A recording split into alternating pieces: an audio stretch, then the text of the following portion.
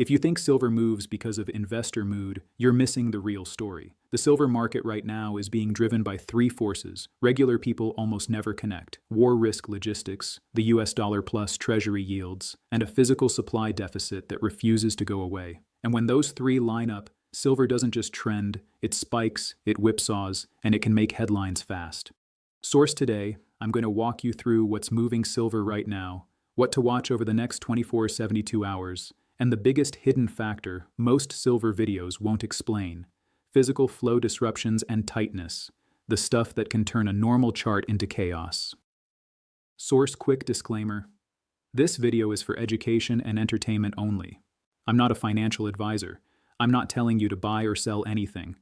Precious metals can be volatile and you can lose money.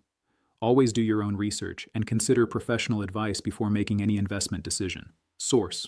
Let's start with the scoreboard.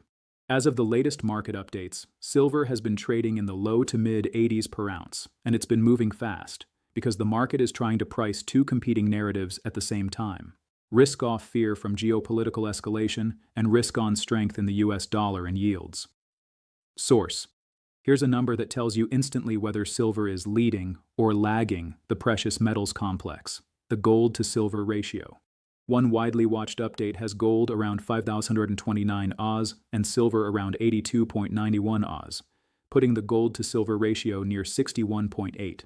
That ratio matters because silver is the more volatile sibling. When silver starts outperforming, that ratio can fall quickly. When fear hits liquidity, silver can underperform and the ratio can jump. Source. And it's not just price, it's the range. Recently, silver has been described as swinging between gains and losses around the low to mid-80s, with heightened uncertainty tied directly to the US-Iran conflict narrative and broader market stress. Source engine number one is macro, the US dollar and Treasury yields. Silver can act like a safe haven until it doesn't. When the dollar strengthens and yields rise, metals often face headwinds because the opportunity cost of holding non-yielding assets goes up, and global buyers effectively see a higher price. That exact dynamic has been driving some of the sharp drops and rebounds lately. Source. In fact, one recent update described silver dropping sharply as a firmer dollar and higher yields offset safe haven demand, with markets reassessing the Fed path and pushing expectations for the next rate cut further out, while still pricing multiple cuts overall. That higher for longer but still easing later uncertainty is gasoline for volatility. Source engine number two is geopolitics, and not in the abstract headline way, more in the energy and shipping way. Updates have linked the current tension to surging energy prices and inflation concerns, which can push yields higher as markets reprice future policy. If yields jump because inflation fear returns, silver can get hit even if fear is rising, because the funding and liquidity side matters. Source. And when the Strait of Hormuz gets mentioned in serious terms, when shipping risk starts to look real, markets don't wait for confirmation. They price it. That feeds directly into energy, inflation expectations, and the dollar. Source. Now, the third engine is the one most people ignore: physical market tightness and logistics. A recent physical market update pointed to disrupted flows of precious metals tied to the Iran conflict, specifically how grounded flights and disrupted transport lanes can tighten near-term availability and blow out premiums. In other words, even if the paper price looks calm for 5 minutes, the real-world movement of metal can be anything but calm. Source silver is not just a chart. It's bars, coins, industrial feedstock, vault inventory, and transportation. And when transportation gets messy, pricing can get weird. Source. If you're new here, you need one fast concept to avoid getting faked out by bad takes. There are three different silvers people talk about like they're the same thing. Spot silver, the headline price most apps show. Futures silver, paper contracts, massive volume, can lead price action. Physical silver, coins, bars, industrial supply, where premiums, delays, and availability matter. When people say silver is up or silver is crashing, they might be talking about different parts of the machine. And right now, that machine is stressed by macro forces and geopolitical risk at the same time. Source. And that stress is exactly why you've been seeing phrases like silver remains volatile and traded around the low to mid 80s in recent market commentary, because the push-pull is real and it's fast. Source now, zoom out. Because the day-to-day moves are one thing, but the fuel underneath silver in 2026 is the supply-demand picture. According to an outlook citing Metals Focus analysis, the silver market is expected to remain in deficit for a sixth consecutive year in 2026, meaning demand is expected to exceed supply again. That matters because deficits don't automatically spike price, but they can make the market more sensitive to shocks like logistics, tariffs, or panic buying. Source: that same outlook projects total global silver supply rising, but still not enough to erase the imbalance, keeping the market reliant on above-ground inventory releases, which can tighten liquidity when stress hits. Source: here are the headline estimates from that 2026 outlook. Total supply forecast, about 1.05 billion ounces, a decade high. Mine production forecast, about 820 million ounces. Recycling forecast, up, exceeding 200 million ounces, first time since 2012.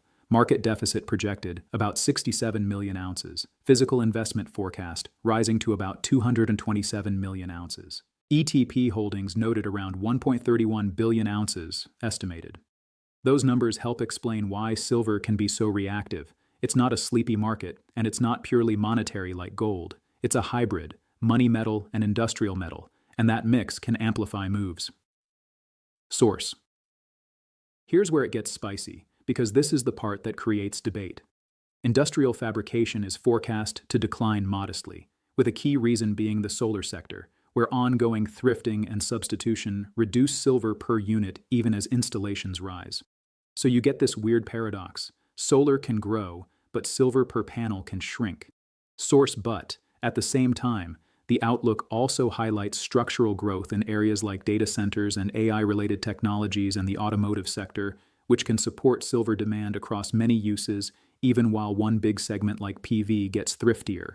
Source: and if you think silver is just jewelry and coins, listen to this. One Silver Institute roundup described research where adding a layer of silver helped make lithium-ion batteries more resistant to cracking, potentially improving safety and lifespan. That's the kind of quiet industrial role silver plays, not always headline-grabbing, but everywhere. Source: so why does silver feel so emotional, like it's one headline away from a melt-up or a dump? Because multiple updates describe a market environment where conflict risk keeps safe haven interest alive, the dollar can surge on uncertainty, yields can rise on inflation fear, and physical movement can get disrupted. That combination creates conditions where silver can rally, then snap back, then rally again, sometimes all inside a short window.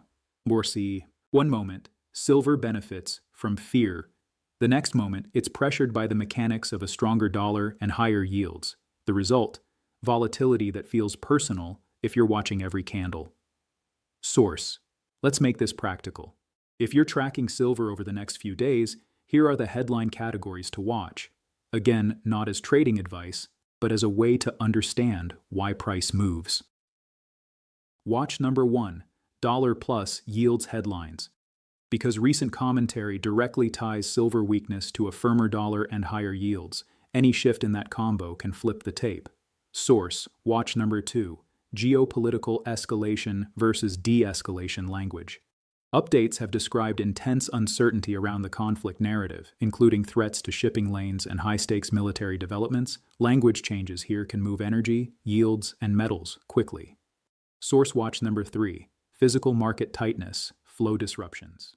If physical movement is constrained, especially through major hubs, premiums and availability can diverge from the simple spot quote, and that can amplify investor psychology. Source: silver doesn't need a new long-term thesis to move hard. It just needs stress in the system. Source: so that's the silver update for today, March 5, 2026, a market driven by a macro tug-of-war, geopolitical uncertainty, and a physical backdrop that, according to 2026 Outlook commentary, still points to deficit conditions and ongoing tightness. Source: if you want, I can also make a follow-up script that's more viral story mode, with a tighter narrative arc, more punchy cuts, and a 60-second shorts version that teases the big three engines moving silver right now. And tell me in the comments, are you watching silver as an investment, an inflation hedge, or a tech metal? Source: this content is for informational and educational purposes only and should not be construed as financial, investment, legal, or tax advice. Precious metals, including silver, involve risk and can be volatile. Past performance does not guarantee future results. Always do your own research and consult with a qualified professional before making financial decisions. Any forward-looking statements are subject to uncertainty and may differ materially from actual outcomes. Source: